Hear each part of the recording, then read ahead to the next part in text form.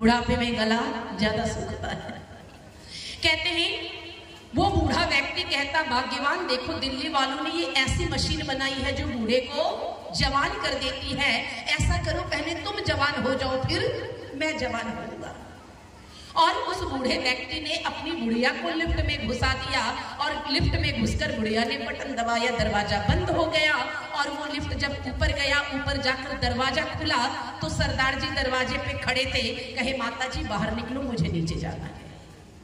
अब वो बुढ़िया बाहर निकली और सरदार जी लिफ्ट में घुस गए। और ये बूढ़ा व्यक्ति इंतजार कर रहा था, मेरी बुढ़िया सुंदर होके ऐसी आएगी जैसे मैं गौना करा के लाया था। कहते हैं ये बूढ़ा व्यक्ति इंतजार कर रहा था कि मेरी बुढ़िया बिल्कुल यौवन अवस्था में आएगी, बिल्कुल सुंदर होकर आएगी, जैसे ब्याह के लाया था वैसी होके आएगी। जो ही दरवाजा खुला तो देखा सामने सरदार जी खड़े। अब वो बूढ़ा व्यक्ति सरदार को पकड़ के कहता, हाय भगवान, मैंने तो तुझे बुढ़िया से जवान होने भेजा था, क्या जनाना से मर्दाना होके आ गई। मेरी माताओं बहनों भाइयों विचार करना, जानोगे नहीं और मान लोगे तो यही दुर्गति होने वाली है। जानोगे नहीं और मान लोगे तो यही दुर्गति होने वाली है। इसलिए हमारा शास्त्र कहता है पहले आप जानने का प्रयास करो, उसके बाद मानो। वेद कहता है मनुर्भवा, और मनुष्य की यही परिभाषा होती है, पहले वो जानने का प्रयास करता है, पहले जानता है फिर वो मानता है। मनुष्य का अर्थ होता है मनन करने वाला, मनुष्य का अर्थ होता है चिंतन करने वाला, मनुष्य का अर्थ होता है अपनी तार्किक बुद्धि का प्रयोग करने वाला। अब गुरुजी कथा कर रहे, गुरुजी कथा कर रहे। गुरुजी ने कहा 100 ग्राम की गुड़ की भेली है। शिष्यों ने कहा सत्य वचन महाराज। गुरुजी कह रहे, कहते टोका जा सकता है। गुरुजी कहा 100 ग्राम की गुड़ की भेली है। गुरुजी सारे शिष्यों ने कहा सत्य वचन महाराज। फिर गुरुजी ने कहा एक छोटी सी मक्खी आई, गुड़ की भेली पर बैठी। सब शिष्यों ने कहा सत्य वचन महाराज। फिर गुरुजी ने कहा उस मक्खी ने 100 ग्राम की गुड़ की भेली को लेके उड़ गई। सबने कहा सत्य वचन महाराज। क्या ये सत्य है? क्या ये सत्य है जी? ये सत्य नहीं है, ये असत्य है। लेकिन हमने अपने बुद्धि का प्रयोग नहीं किया, गलत को गलत कहने के बजाय हमने गलत को सही मान लिया क्योंकि गुरुजी ने कहा है। मेरे भाइयों, अपनी बुद्धि का प्रयोग करो। ईश्वर ने अगर बुद्धि दी है ना तो बुद्धि का प्रयोग करो। आज हमारे सनातन की इतनी दुर्गति क्यों है? क्यों कोई आके हमारे धर्म की हंसी उड़ा के चला जाता है? क्यों हमारे धर्म का मजाक बना के चला जाता है? क्यों कोई हमारी सीता माँ के ऊपर लांछन लगाकर चला जाता है? क्यों हमारे कृष्ण के ऊपर कोई चरित्र पे उंगली उठाकर चला जाता है? आज कारण क्या है? क्योंकि हमने अपनी बुद्धि का प्रयोग नहीं किया, हमने अपनी मनुष्यता का प्रयोग नहीं किया। अगर हमने अपने मनुष्यता का प्रयोग किया होता, हमने अपने तर्क का प्रयोग किया होता, हमने अगर अपने बल का प्रयोग किया होता, आज किसी की हिम्मत नहीं होती हमारे धर्म पर आंख उठाकर देख दे। उंगली उठाने की तो बात ही दूर छोड़ो। मेरे भाइयों विचार करें, ये धर्म की रक्षा कब होगी? जब हम धर्म को जानेंगे। आज हम धर्म को जानते ही नहीं है। आज हमें पूजा की पद्धति पता नहीं, हम देवता को हमें पता ही नहीं देवता कौन है। याद रखना, देवता 5 प्रकार के होते हैं। देवता 5 प्रकार के होते हैं। क्यों माताओं कौन देवता होते हैं? शिव जी, गौरी माँ। विचार करना, वास्तव में देवता होते कौन है? कहा 5 प्रकार के देवता होते हैं। ध्यान से सुनना। कहा पहला देवता कौन? कहा मातृदेवो भव। पहला देवता कौन है? और इन देवताओं को केवल हम ही नहीं मानते, हमारे मर्यादा पुरुषोत्तम राम भी माना करते थे। और इन देवताओं की पूजा हमारे भगवान राम भी किया करते थे। इन देवियों की पूजा हमारे कृष्ण भी किया करते थे, हमारे ऋषि महर्षि किया करते थे। किन देवताओं की पूजा? तो कहा पहला देवता कौन? मातृदेवो भव। माँ हमारी देवता है। कौन है देवता? पहला देवता कौन? मातृदेवो भव। माँ हमारे लिए देवी है। दुनिया में जितना सुख हमें माँ दिलाती है, दुनिया का कोई देवी देवता हमें वो सुख नहीं दिला सकता है। अरे ये माँ कौन सी देवी है? ये माँ कौन सी देवी है? हजारों पीड़ाओं को सहती है, 9 महीनों के कष्टों को सहती है, प्रसव पीड़ा को सहती है, तब जाकर हमारा अस्तित्व बनता है, हमें जन्म देती है। अगर ऐसी देवी की हम पूजा ना कर सके तो हमें नवरात्रा करने का कोई अधिकार नहीं है। मेरी माताओं, अगर घर में सास दुखी है ना, अगर घर में आपके कारण सास के आंखों से आंसू निकले, आपके कारण आपकी माँ के आंखों से आंसू निकले, आपने जो भी तीर्थाटन किया है, जो भी जप तप किया है, उनके आंसुओं के साथ सारे व्रत आपके बहकर निकल जाते हैं, सारे तीर्थाटन आपके बहकर निकल जाते हैं, आपकी सारी व्रत तपस्या उनके आंसुओं से बहकर निकल जाती है। अगर वास्तव में देवी को पूजना चाहते हो तो अपनी माँ को पूछ लो, क्योंकि ये मैं नहीं कह रही, ये वेद कह रहा है, ये शास्त्र कह रहा है। हमारे वाल्मीकि रामायण में कहा गया है, हमारे राम कहते थे, हमारे राम ने भी माँ की पूजा की थी, हमारे कृष्ण ने भी माँ की पूजा की थी, क्योंकि दुनिया में सबसे पहला देवी कोई है हमारे लिए, सबसे पहला देवता अगर कोई है हमारे लिए तो कहा मातृदेवो भव। प्रथम देवता कौन है? माता है। और फिर दूसरा देवता कौन है? फिर कहा पितृदेवो भव। दूसरा देवता कौन है? पितृदेवो भव। अरे कहा माँ चूल्हे में जलती है और पिता धूप में पकता है, तब जाकर घर में रोटी बनती है। कहा पहला देवता माँ और दूसरा देवता पिता है। जिस घर में माता पिता खुश हैं तो तुम्हें किसी देवताओं के दर्शन करने की आवश्यकता नहीं है। अगर घर में माता पिता दुखी हैं, लाख तीर्थाटन कर लो, उससे कोई लाभ मिलने वाला नहीं है। कहा मातृदेवो भव, पितृदेवो भव, और फिर तीसरा क्या कहा? आचार्य देवो भव। आचार्य किसे कहते हैं? गुरु किसे कहते हैं? क्यों?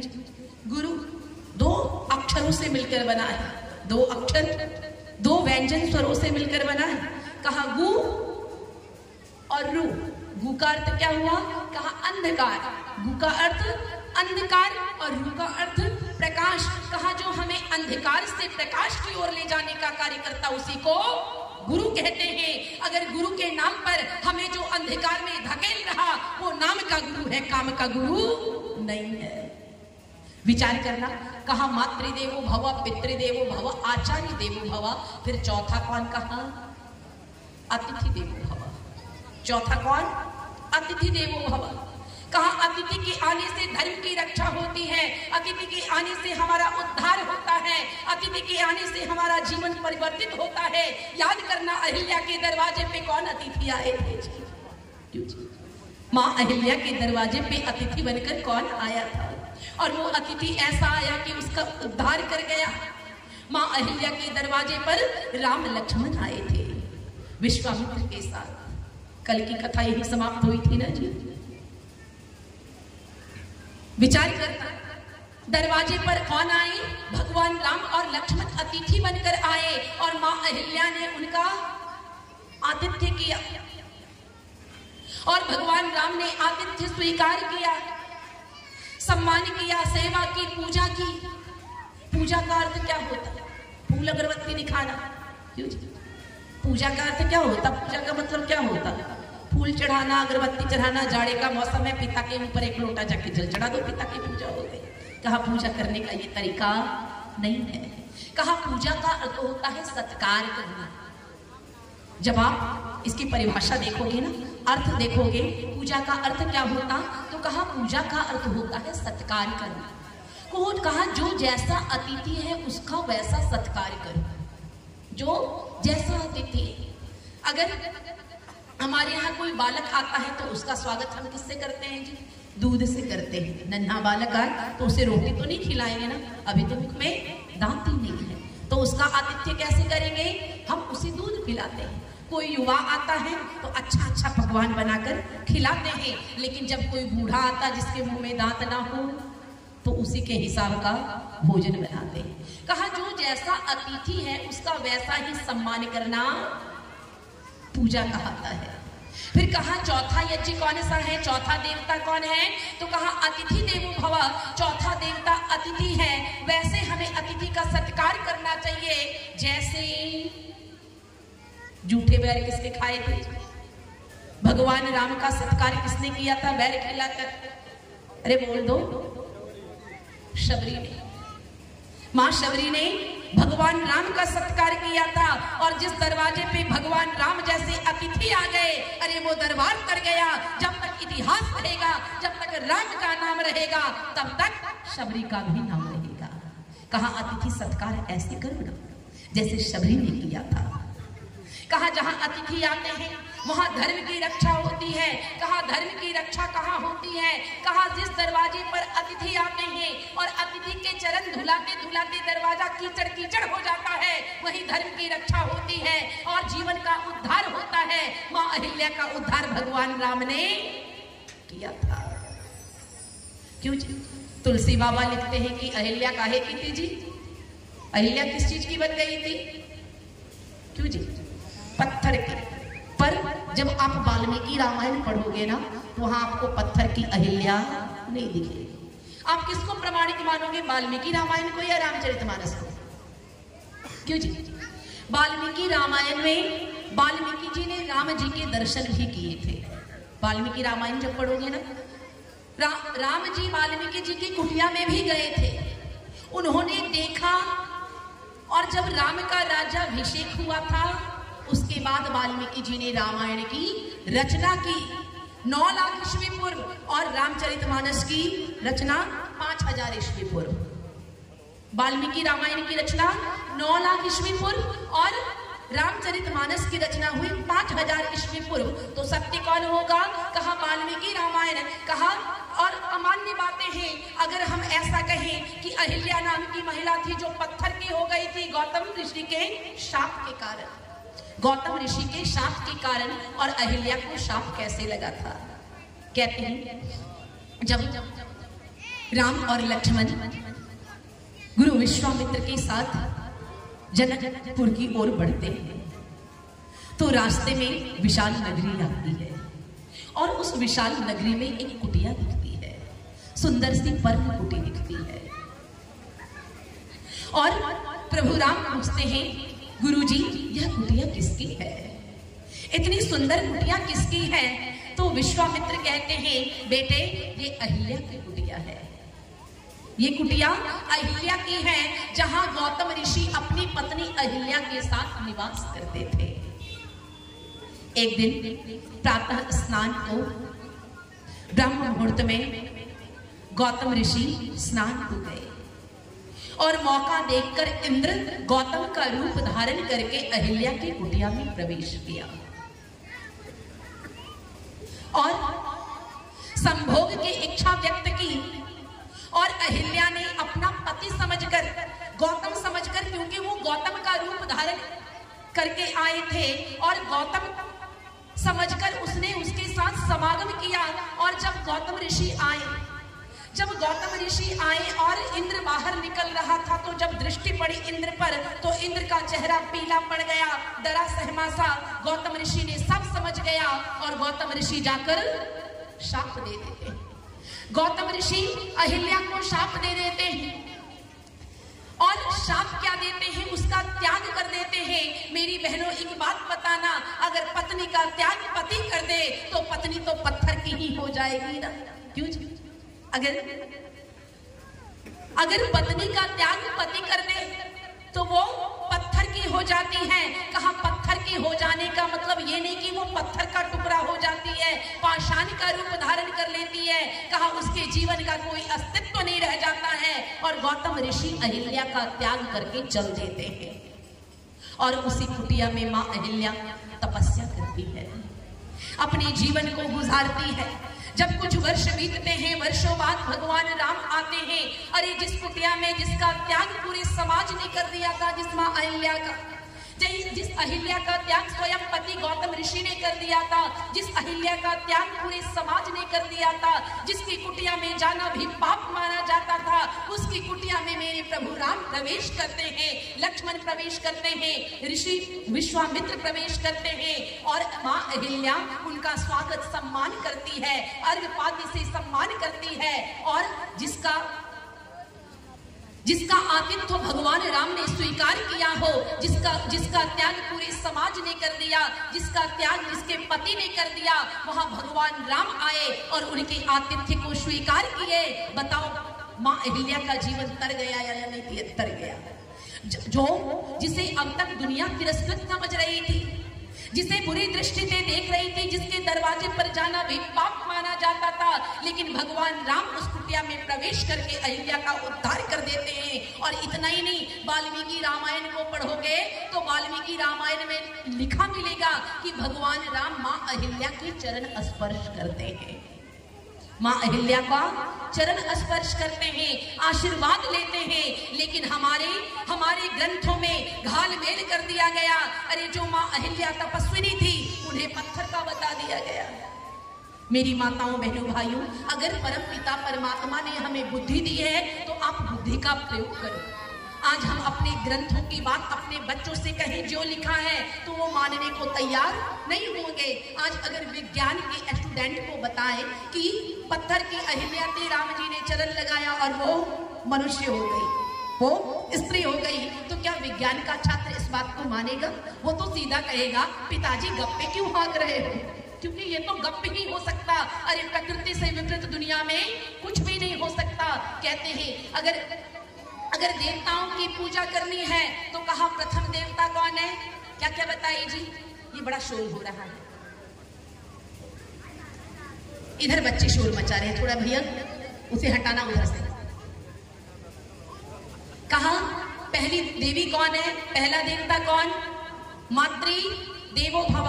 ध्यान से सुनना, कल फिर पूछूंगी, आज बता रही कल पूछूंगी। कहा पहला देवता कौन? तो कहा मातृ देवो भव। कहा दूसरा देवता कौन? कहा पितृ देवो भव। फिर कहा तीसरा देवता कौन? कहा आचार्य देवो भव। फिर चौथा देवता कौन? कहा अतिथि देवो भव। और पांचवा देवता कौन?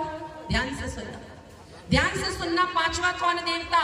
तो पति को क्या बताया गया जी? पति क्या होता है? अरे जोर से बोलो, पति क्या होता है? मेरे भाई लोग जरूर उत्तर दें। कहा पति को क्या बताया? तो कहा पति परमेश्वर होता है। क्यों भाइयों? अतिथिगणों का स्वागत है।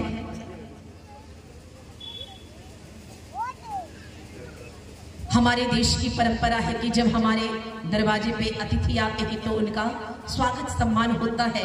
और स्वागत करने का तरीका क्या है? तो कहा पहले पानी से, कोई अतिथि आए तो पहले पानी से, फिर वाणी से, फिर सानी से। तो आपका स्वागत है यहाँ। मेरी माताओं, विचार करना, कितने देवता बताई? 5 देवता में पहला देवता कौन? माँ। दूसरा देवता पिता। तीसरा देवता आचार्य। चौथा देवता अतिथि। और पांचवा देवता पति को क्या बताया गया जी? पति क्या होता? परमेश्वर होता। पति क्या होता? परमेश्वर होता। लेकिन हमें आधा ही वाक्य बताया गया, हमें आधा ही वाक्य बताया गया। कहा अगर पति परमेश्वर होता है पत्नी के लिए, तो पत्नी भी परमेश्वर होती है पति के लिए। कहा पांचवा देवता कौन? तो कहा पति के लिए पत्नी और पत्नी के लिए पति। लेकिन आज हमारे समाज में अधूरा ही देवता बताया जाता, पति परमेश्वर, पति परमेश्वर। पर मेरी माताओं, बहनों, भाइयों, अगर पत्नी नहीं तो पति परमेश्वर नहीं हो सकता है। कहा जिस देश में इन 5 देवताओं की पूजा होती है, इन 5 देवताओं की पूजा प्रभु राम भी किया करते थे। देखो कहीं भी सीता का अपमान भगवान राम ने नहीं किया है, कहीं भी सीता का अपमान भगवान राम ने नहीं किया, कहीं भी पिता का अपमान भगवान राम ने नहीं किया, कहीं भी माँ का अपमान, कहीं भी गुरु का अपमान नहीं किया। अरे वास्तव में पूजा करना चाहते हो, देवी देवताओं को खुश रखना चाहते हो, अरे जिसके दरबार में, जिसके दरवाजे पर, जिसके मकान में, जिसके घर में ये 5 देवता प्रसन्न होकर रहते हैं, वहां कभी दुख अपना स्थान भी ग्रहण नहीं कर पाती है। लेकिन आज हम असली देवी देवताओं की पूजा करने को तैयार नहीं है। अगर माँ ने कह दिया बेटा 1 लोटा जल दे दो, तो बेटा कह देगा माँ क्यों परेशान कर रही, लेके पी लो। पर वही सावन का महीना आता तो कांवर में जल लेके कंवरिया कहाँ चल देते हैं? बाबा धाम बोल बम करते जल चढ़ाने चल देते हैं। मेरी माताओं, में कांवर उठाने के लिए मना नहीं करती।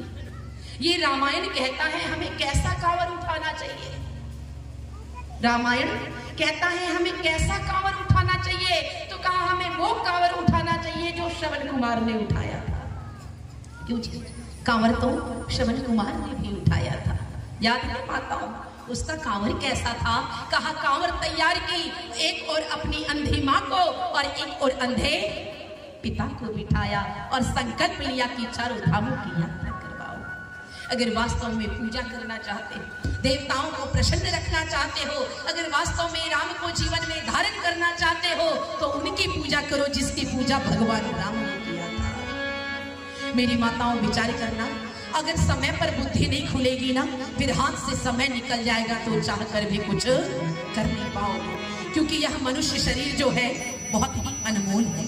इसलिए कहा और निवेदन करूंगी कि आप सभी मेरे साथ बोलेंगे। क्यों जी बोलेंगे? बोलेंगे, आपकी आवाज नहीं आ रही।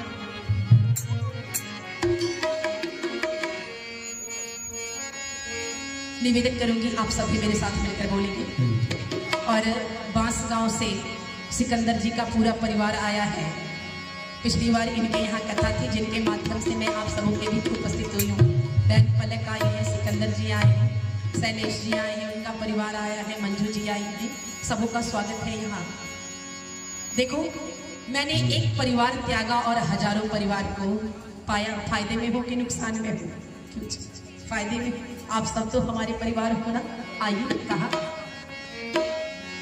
निवेदन करूंगी, आप सब भी मिलकर बोलेंगे। मानुष तन अनमोल रे। एक को दे दो भैया, आप चेक करना। चेक करिए माइक।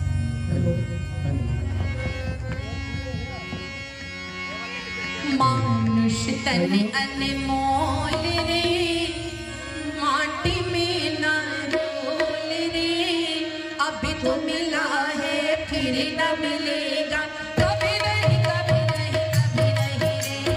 मानुष तन अनमोल रे, माटी में ना रोल रे, अब तो मिला है फिर कभी नहीं।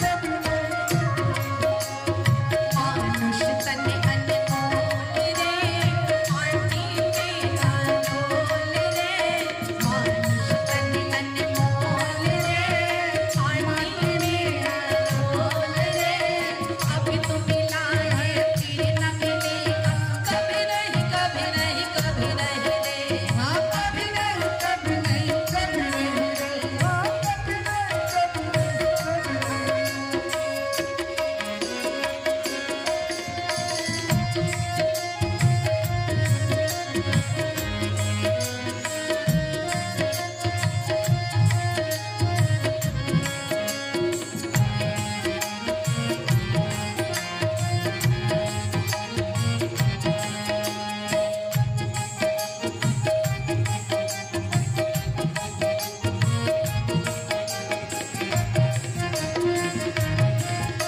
मानुष तन अनमोल रे, माटी में ना रोल रे, अभी तो मिला है फिर न मिलेगा, कभी नहीं कभी नहीं कभी नहीं रे।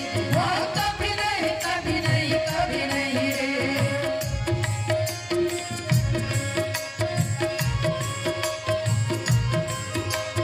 तू सत्संग में आया कर, गीत प्रभु के गाया कर। तू सत्संग में आया कर, गीत प्रभु का गाया कर। कहा सत्संग में आने से क्या होता है? कहा बिन सत्संग विवेक न हो। और विवेक किसे कहते हैं जी? कहा जिस प्रक्रिया द्वारा बुद्धि हमारी सही और गलत के निष्कर्ष तक पहुंचती है, उस प्रक्रिया को विवेक कहते हैं। इसलिए कहा तू सत्संग में आया कर, गीत प्रभु का गाया कर। तू सत्संग में आया कर, गीत प्रभु का गाया कर। शाम सवेरे बैठ कर प्रभु का ध्यान लगाया कर। शाम सवेरे बैठ कर प्रभु का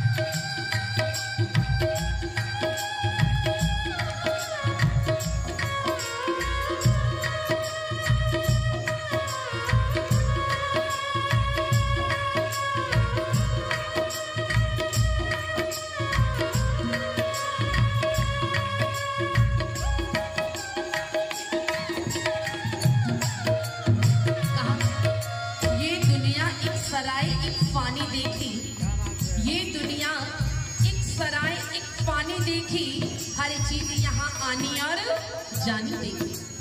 ये दुनिया एक सराय एक पानी देखी, हर चीज यहाँ आनी और जानी देखी। जो आके ना जाए वो बुढ़ापा देखा, जो आके ना जाए वो बुढ़ापा देखा, जो जाके ना आए वो जवानी देखी।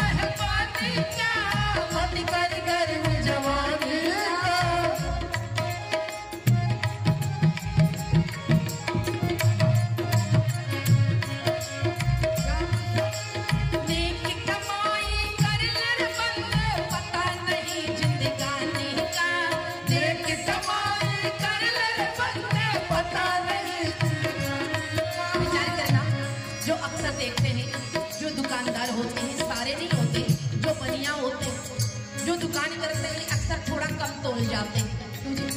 अगर 1 किलो तोलना हो तो 900 ग्राम तोलते, 950 ग्राम तोलते। कुछ तो ऐसे बेईमान होते 800 ग्राम तोलते। याद रखना मेरी माताओं बहनों भाइयों, मैं यहाँ के लोगों के लिए नहीं कह रही, यहाँ तो सारे ईमानदार बैठे। विचार करना, अगर आप एक बनिया ग्राहक को थोड़ा कम तोलता है तो 100 ग्राम 200 ग्राम से ग्राहक का कोई ज्यादा लाभ हानि होने वाला नहीं है। पर अगर उसने कम तोल दिया ना, अगर उसने कम तोल दिया तो आंख की जगह 1 आंख तोल दी तो सारी जिंदगी भर काना खाना सुनना पड़ेगा। अगर 2 टांग की जगह 1 टांग तोल दिया तो जिंदगी भर लंगड़ा बन के जीना पड़ेगा। इसलिए कहा तुम्हारे कम तोलने से ग्राहक का कोई ज्यादा हानि होने वाला नहीं है। अगर उसने बेईमानी कर दी तो बहुत बुरा परिणाम होगा। इसलिए कहा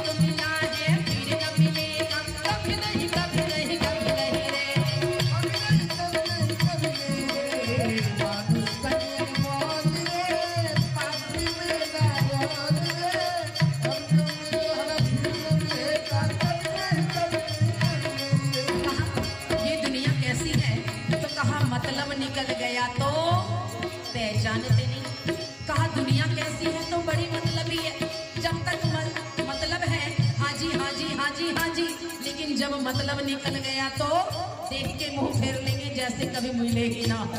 इसलिए कहा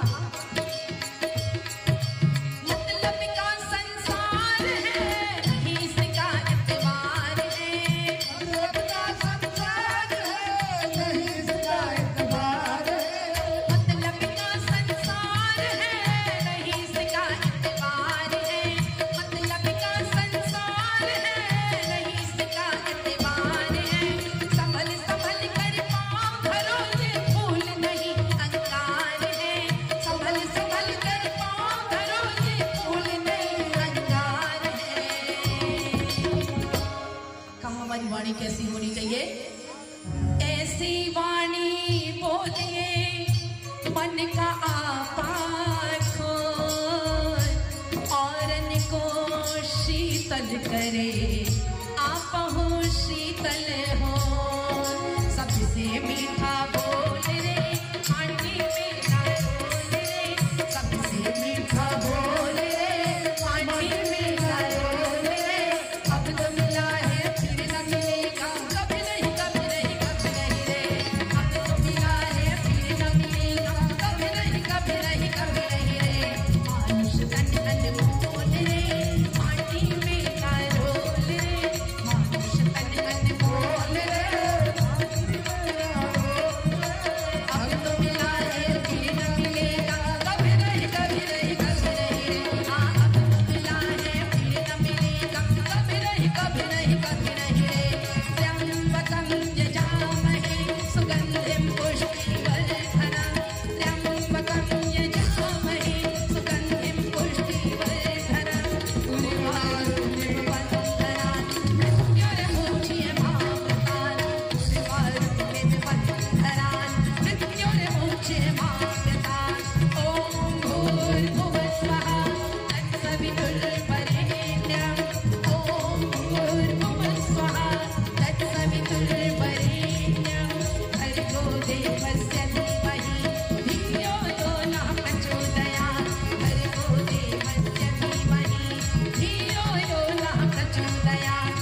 मानुष तन अनमोल रे आंटी मीठा रोल रे। अब तो मिला है फिर न मिलेगा, कभी नहीं कभी नहीं कभी नहीं रे। अब तो मिला है फिर न मिलेगा, कभी नहीं कभी नहीं कभी नहीं रे। हाँ अब तो मिला है फिर न मिलेगा, कभी नहीं कभी नहीं कभी नहीं रे। हाँ कभी नहीं कभी नहीं कभी नहीं रे। हाँ कभी नहीं कभी नहीं कभी नहीं रे। हाँ कभी नहीं कभी नहीं कभी नहीं रे।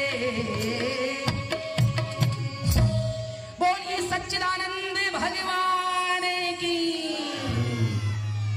कुछ कहना चाह रहे? हाँ कह दीजिए।